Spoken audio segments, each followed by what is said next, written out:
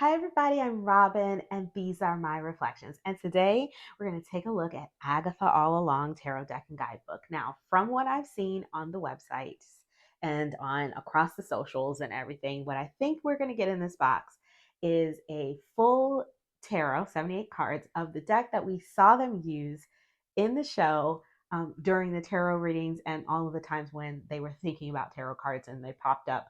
We saw some renditions of tarot cards, and I'm pretty sure that's what we have in this box. I'm excited to open it up together. So I have my trusty knife here, and we're going to open this up and we're going to find out what's in the box. So let me just get it out of the plastic and we will take a closer look. So we have some purple and silver foil on the front and sides. And here's the back if you're interested in reading that for yourself. And the artist is written by Andrea Hanna, illustrated by Brittany Horn. And I'm pretty sure Brittany Horn is the showrunner, which is what makes me think that what we're going to get on the inside of this is the cards that we saw in the show. But it says that she illustrated them, so that's cool. So she's a showrunner and an artist, it seems. Seekest thou the road? So that's perfect. And this one is in a magnetic box. I have a couple of inside edition stacks, and I'm pretty sure they all come in 2-part boxes. So it looks like they've moved to a magnetic style box for this deck. Still has the ribbon and the little tray. So here's our guidebook, 128 pages, matte pages. Here's the table of contents. So it says, "Welcome to the Coven." And then there's a quote here from the Ballad of the Witch's Road. If you saw the show, you know what that is. And it says, "You have found yourself at a crossroads, dear witch. The witch's road has opened before you, and with it, the opportunity to claim your deepest desire. If you choose to walk this path, you will never be the same. The support of a coven is required to move forward. This is an accepted truth in mythical practices throughout history. There has always been power in community." Agatha Harkness denies this truth at first. She gathers a coven of witches, intending to strip them of their magic, but comes to learn that she truly needs them to survive the trials of the witch's road. A coven creates more energy, yes, but it also provides protection, information, and camaraderie. If you are beginning your tarot journey alone, not to worry. You are now a part of the worldwide coven that has read these same words. The witches in Agatha All Along sing the words to the Ballad of the Witch's Road to sync their energy and reveal their path. Your exploration of this guidebook is your initiation. Welcome to the coven. You will determine your role here soon enough. For now, please know your fellow Agatha All Along loving witches are delighted to walk the road with you. All right, so then we've got tarot basics, understanding the court card, reading reversals or not, the major arcana. It says, "We can't tell the story of Agatha Harkness's journey down the witch's road without revisiting her past. The decisions she's made, the bonds she severed, and the little boy she did everything in her power to protect all play a role in her current tale. The first 6 cards of the major arcana represent archetypes, or the members of the coven Agatha assembles. The last 16 cards lead us through Agatha's past until the present moment. Are you ready, coven? It's time to head down the road. The road is wild and wicked, winding through the wood, where all that's wrong is right and all that's bad is good." All right, and so then it goes into the write-up of the cards. I'm just going to turn the page there. So we have the magician here. So we've got 3 keywords and then a little write-up with a full-size image. And then for the minors, looks like they're all in purple, the majors. And then the minor says, "The coven's only hope of making it off the road with their wishes fulfilled lies within the trials represented by the 4 elements. The story of each witch's trial is told through its corresponding suit in the major arcana. Enter the beach house in the suit of cups as Jen faces her water element trial. Make your way to the recording studio in the suit of wine as Alice does the fire element trial. Then we've got Lilia, or is it Lilia? I don't know, in the castle for the suit of swords and her air element trial. And then we've got we escape to the morgue with Agatha in the suit of pentacles and the earth element trial. Tame your fears, a door appears, now it's time to go." It's perfect. They literally made the show based on the tarot, so We have the same treatment here with the 3 keywords. We have just a thumbnail and then a good amount of writing there. You can read that for yourself. And then I'll just show you a minor if you want to take a look. There's a lot of writing there. And then let's see what's in the back. Opening and closing a reading, couple of spreads, and then about the author and about the illustrator. Let's see. I think Brittany Horn, it says, is an artist and film crew worker with over a decade of experience in film and television. She has worked in various departments and roles, including camera, art, production, and showrunner's assistants. She has worked on several Marvel Studios projects, such as Loki, She-Hulk, Spider-Man, No Way Home, Mrs. Marvel, and Agatha All Along.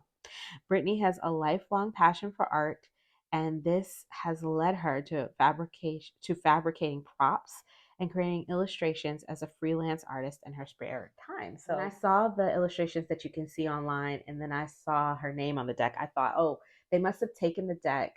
The creator who did the deck, who did the props for the show, must have just expanded it. And I wonder if she actually created the entire deck for the show. And then now here we have it, or if she just did a few for the show and then expanded it into something more afterwards. But this is cool. This is cool to have because I feel like I always want a tarot deck. Like I see a deck in a show and I'm like, oh, I wish I had that deck, or that would be cool. And then half the time you never see it again, you know? So it would be nice. This is cool. This is cool that they actually presented us with the deck in its entirety and we can use it. It's not just like a majors only deck or, for show. This is actually a deck we can use. Okay, so we start with Agatha at the moment when she realized who she was and that she was locked in some kind of a dream world. And then we have the magician. We have Teen as the magician. This is the card from the show, I'm pretty sure. We only get flashes of it in the show, but I'm pretty sure this is the one we saw in the show. Jennifer this is the scene we see her when they come to visit her before they go on the witch's road to try to get her to come with them. This is Sharon, the neighbor who kind of gets sucked in. She's always in her garden in the beginning. All right, so here's Alice when they first see her when she's in the mall. So this is all of them before the witch's road when she approaches them to try to get them to come along. So Lilia is the Hierophant. She's the one that knows a lot of things and she's a very strong psychic. So it makes sense for her to be the Hierophant because she's always teaching them things and guiding them and showing them the way of the mystical world and things like that. For the lovers, they're showing the Agatha with Death, basically the lady who plays Death, but she's not like in her full regalia there. Just her as her lover. And then the road is the chariot. That makes sense. Yeah, we're going along the road. We're heading down the road, moving forward motion. So this is the moment when the teen, do we ever get his name? I feel like I don't remember what it is. If we did, they called him Teen. So Teen confronts Agatha here. And yeah, so that's the strength card. And the Hermit, this is her when she was pregnant, Agatha when she was pregnant, way before all of this. So we've gone back in time now to like a flashback. So this is that last scene where Agatha kind of changes. She kind of shifts because normally she would take all of his power, but she decides to leave him with some. I wonder if we're going to get a second season of this. So then we have Justice. This is when Death comes and she's having trouble with her birth and she asks her for more time, but it's at a price. There's a price. Hanged Man. I guess this is Agatha trapped after she got through the road. Then she got trapped. So it's like she survived the road and then it was like it didn't even matter because this chick here got her anyway, It wasn't fair. It really wasn't fair. I think this is the time when Billy was in Agatha's basement. I think that's Agatha's basement. The devil. So we have the death character here with Agatha and Billy. Billy is his name. I kept saying Teen, but his name is Billy. It's Billy. So yeah, Billy. I think, let me see. Yes, it's Billy. It says it here in the book. Okay. Because I was like, it just came to me. So I'm reading from the book here, and we're going to call them by their names because it's giving me their names. So instead of calling her Death, this is Rio, and this is Billy. The teen is Billy. So we have, it says Rio looms menacingly above Agatha and Billy, both of whom are bound. But look a little closer. Is it that the binds are loose? Despite the terrifying witch hovering nearby, both Agatha and Billy seem oddly calm. It's almost as if neither realizes just how much trouble they're in. With more experience comes greater challenges, as depicted by the Devil card. As you develop your skills and confidence and your magic grows more potent, the potential to misuse your power does too. When the Devil card appears, you have been tricked by an illusion. Perhaps you've put all your energy into accumulating more material possessions or winning at any cost. Re examine the binds that hold you. There's always a way out. So that's the Devil. Here's the Tower. Like they're all being thrown. um, the Star. So this is Billy's parents, but it's not his real parents. These are the parents of the body he stole because he's a body snatcher. I don't want to give, well, I've already given plenty away. So if you haven't seen the show, there's lots of spoilers here, but those are his parents for the Star. And they were his guiding force. When he got into that body, he really didn't know who he was or anything. And he was very lost, and they cared for him and loved him and helped him. So yeah, I can see them as the Star. So so this is, if you think about the moon as being like trickery or things being hidden, this is because Billy, or not Billy, this little boy, Agatha's son, I can't remember his name. Does it say it in this book? Nicky. So Nicky used to lure these witches in so that Agatha could steal their power. And he was so cute and everybody loved him. And they would go with him, or he would steal things and they'd chase him and then she'd steal their power. Um, so the sun is her son. I'm sure that's him, right? Yeah, that's Nicky. That makes absolute sense. And the time when they used to walk through the gardens and sing the Witches Road song and talk, and when he was alive. And Judgment is Agatha stealing power from unassuming witches. And then, so here it says, all journeys must come to an end one way or another, and Agatha has come to the end of hers. Death has finally claimed her. This part of her story is complete. The trials are finished and the truth of the witch's road revealed. And yet, there's always more to learn. Perhaps another journey awaits Agatha Harkness in the spirit world. And that's what I was wondering. I'm like, I wonder if we'll get a second season. We'll see. All right, so we're on to the wands, and this is when they're in the music studio. So we start with the King of Wands, who is the protector witch, singing the song to protect them. This is Agatha. She's grabbed the mic and helped her out a little bit in the song. In the Knight of Wands, who is this? This is Alice again, but she is protecting. Oh, this is in a different scene, actually. So it looks like we're in a different scene because they've moved from the music studio into the attic, but we still have Alice protecting in this one. So we're still in that protection energy. This is this is back in the music studio. This is Lilia helping out with the song, grabbing the maracas. Ace of Wands, that's the music studio door. That's when they enter. The Two of Wands, trying to decide, I guess, which way to go on the road. Three of Wands, them all coming together in the studio, trying to figure out what's going on. Four of Wands, this is them taking a moment to look back at some of the, because Alice's mom was like a rock star. And so they're looking back at some of her records and thinking about some of her older songs that were really popular, and just thinking back, like taking stock of what has been up until now. The Five of Wands, they're fighting. Yeah, that makes sense. The Six of Wands. Oh yeah, this is a great moment when the family curse that had been on her and making it so that she couldn't ever do anything, get far in life. You know, she couldn't ever achieve things in life.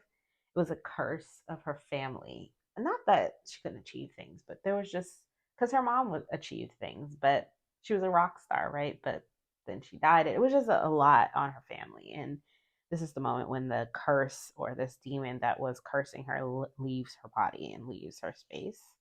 So that's good for the Six of Wands. Seven of Wands, this is her protecting them. So this was her drawing the circles around them to keep them safe. Defense, basically protection and defense. Eight of Wands, there's the curse. The Nine of Wands. This is them coming to the end of their song there. And here's the Ten of Wands when it's all left and she's left standing there. Everything has ended.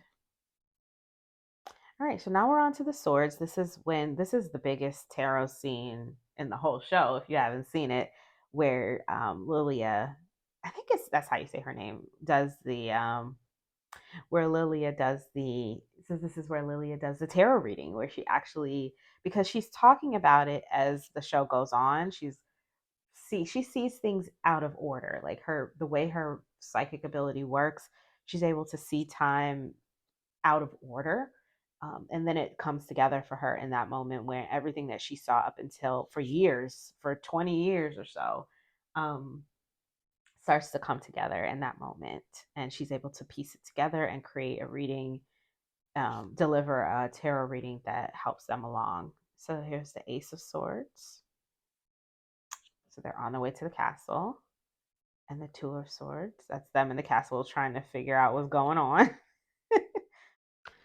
This is I don't know what this is. Maybe another flashback, because it looks like this is her in a different part of the scene. She has nobody here. Oh, maybe because when she first got to this castle, she was by herself, right? Wasn't she? I can't remember. I feel like they came later. Or maybe she was alone on the road and they were in the castle and then she came and helped them or something. I can't remember. They got separated somehow. And then, so there she's heartbroken and alone. And then we've got the Four of Swords. Yeah, see, they got separated. So she was there and they were there. Here's they waking up wherever they were. And here's Five of Swords.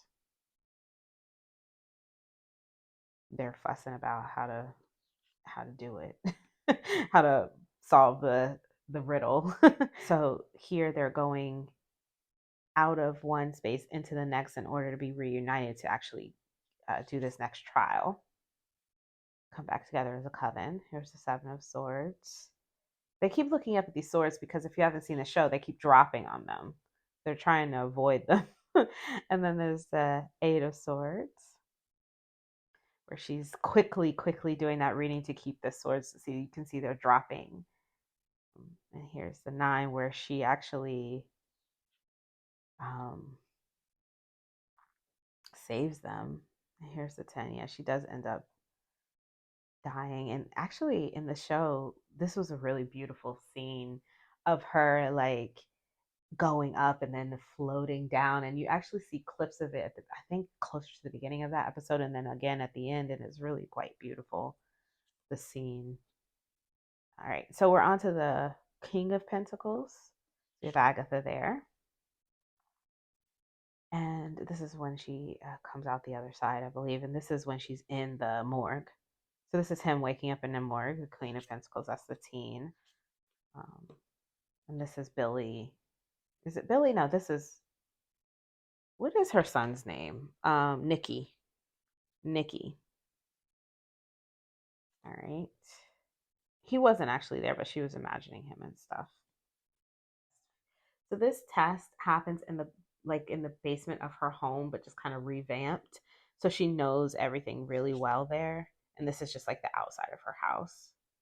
There they are on the road again for the Two of Pentacles. The three, them coming together, trying to figure out how to get out of there again. The Four of Pentacles. What is this? Let me look. I don't remember. So it says Agatha's locket sits in the palm of her open hand. Though the locket is closed, you can assume that something precious is stowed inside by her fierce protection of it. In fact, this small piece of jewelry is one of the, oh, right, because the seed that she planted was inside this locket that she'd been losing and picking up the whole show, basically. um so here's the Five of Pentacles. There she is, all alone. Six of Pentacles, she's getting her power back, because Agatha had bound her. She didn't even remember doing it. She just did so many things that were just terrible. She didn't even remember that she was the one that did it. But once they figured it out, she forced her to unbind her. And then she got her power back. So that's a give and a take kind of situation that we're having for that Six of Pentacles. Seven of Pentacles. I think this is her helping him remember what happened to him, that he was Billy. So this is the moment when I wonder, that could have been a good Six of Pentacles moment too. I don't know, but this is the moment where she helps him find his brother and put him in a body. But the boy whose body he puts his, because he has a twin and he's looking for his twin, trying to find his twin. He pulls the twin soul into this body, but this body is, not only has he been bullied and he doesn't really have any good parents or anything like that, but he drowned, and he didn't get to be saved because he took his soul. He replaced his soul with his brother's soul. So it's kind of like a bittersweet moment. It's like, yay, you found your brother, but also this boy is now gone forever because of that, and he will live in this body of this child who's being mistreated and stuff. So it's kind of a sad moment. So that we have the Eight of Pentacles here, where she's just kind of showing him how to use his powers. The Nine of Pentacles, when the dandelion finally grows up from the seed, and then this is when she gets out. Now we're into the Cups. So this is the first trial. So they kind of put these in here backwards. They really should have been, what was the first? So it should have been Cups. This was the last one, Pentacles. So it should have been Cups, Wands, Swords, and then Pentacles. That's the order that it happened in the show. So here's the King of Cups. So this is all of them in the house, in the beach house, mixing up the potion, dealing with the trying to counteract the poison that they all drank when they drank from the wine bottle. Ace of Cups, Two of Cups, them getting a little bit closer, getting to know each other a little bit on the couch. They figured out what was going on, decided to have this is like an actual moment of them drinking wine in the show. Bottoms up kind of situation. It wasn't that happy, but there's a 4, there's a 5. Yeah, when they all realized that they'd been poisoned and their faces were all messed up. I'm guessing this is Alice remembering her rock star mom. I think that did happen when they were in the house. I can't remember. It's been a while. 7 of Cups. What is this? Let me look this up. It's all of their heads in the cups. I like it when they put different things in the cups. It says several overfilled cups appear before the coven, but which cups hold the truth and which are only illusions? In this state of hallucination, it's impossible to tell. Reach for one cup and you may find the antidote, but reach for another and you may find yourself trapped in a nightmare. This card appears when your fantasies aren't grounded in reality. It's hard to make a choice that's in your best interest when every option laid out before you seems equally likely. To be clear, the problem isn't in the visions themselves, it's in their lack of meaning. When this card appears, examine each option and choose the one that is the most meaningful to you right now in this moment. Well, that's some good advice. 8 of Cups. Them leaving. This is once they've solved the trial, and then this opens up and they're getting out of there before they drown. The 9 of Cups. How is this? I don't see 9 of Cups in this, so I'm just going to see what it says in the guidebook. It says wish fulfillment, abundance, and gratitude. Well, I guess it was their wish to get out of there because this is how they went out, right? Through the oven. It says just when all seems lost, an escape hatch appears. Jen successfully completes the potion trial in the nick of time. The beach house windows shatter and the oven door pops open. Okay, so I guess that's it. It just doesn't seem very 9 of Cups because it looks so I mean, there's fire and spilled cups and everything being left behind, And I feel like with Nine of Cups, we're kind of content with what we have in the moment. And this, they've all left everything here, and we can't really see where they are, where they're feeling more content in this picture. So it feels a little off for me for a Nine of Cups. But I get it for the show, but I don't. The picture threw me off. And here's the Ten of Cups. Okay, so that's the back. Those are the backs. Okay, so those are some great cards. All of them make perfect sense to me. The cardstock is pretty thick. This is the normal cardstock that I've been seeing coming out of their decks for the last couple of decks that I've gotten from them. Some loose threads or something here. All right, so here's the deck. White edges, and the size, here it is, the size up against a Hay House Oracle and up against a normal size tarot card, same size. So they are typical tarot card size. So the cardstock is like a bendy, buttery matte, but they are they're bendy, but also quite thick. So if you look at them, you can see that they're chunky. And for me, because I have short fingers and the cards are so chunky, I have a hard time shuffling them. But if I had longer hands, I don't think shuffling these would be an issue at all. As a matter of fact, let's try shuffling them at a normal size. So regular tarot deck would be what, about that size? So I would say a standard tarot deck would be more like that thickness. So let's try shuffling them like that. Yeah. So yeah, I'm able to get a really good shuffle. And it's only because my fingers are short. So I can't get my fingers around the thicker cards. That's all. But yeah, they shuffle fine.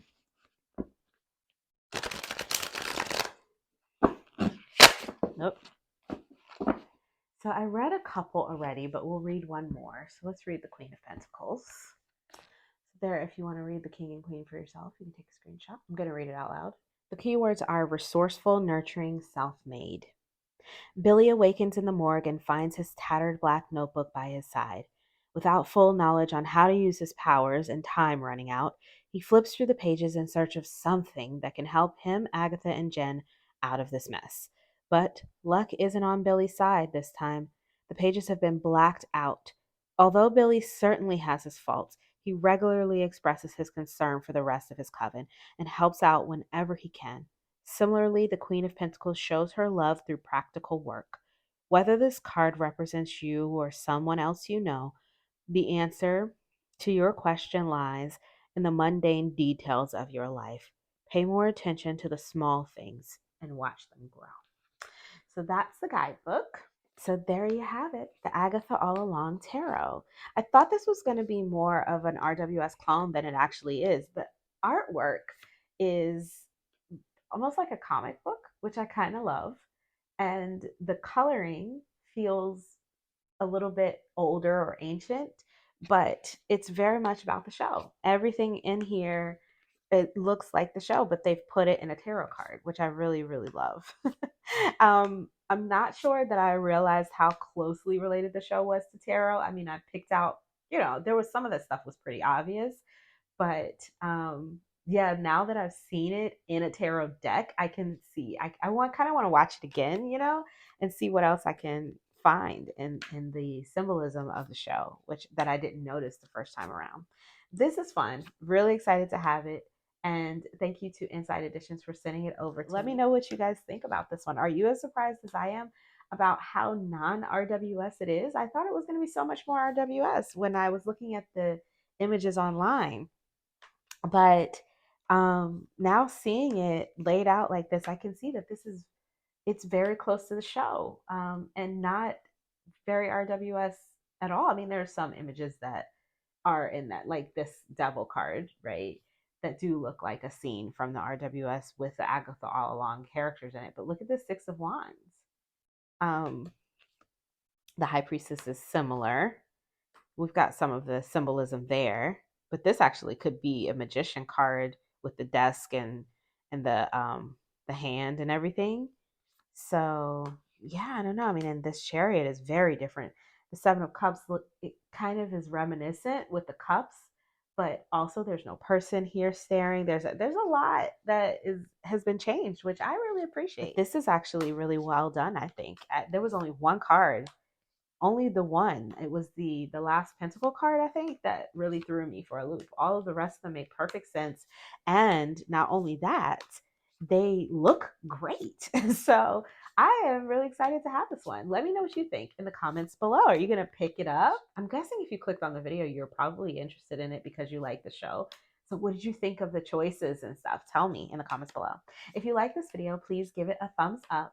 If you want to see more from me, you can subscribe. I release videos every few days regarding tarot and oracle, and I would love to have you. Links will be in the description box below. If you do decide to order from Amazon, I really appreciate it when you use the affiliate links.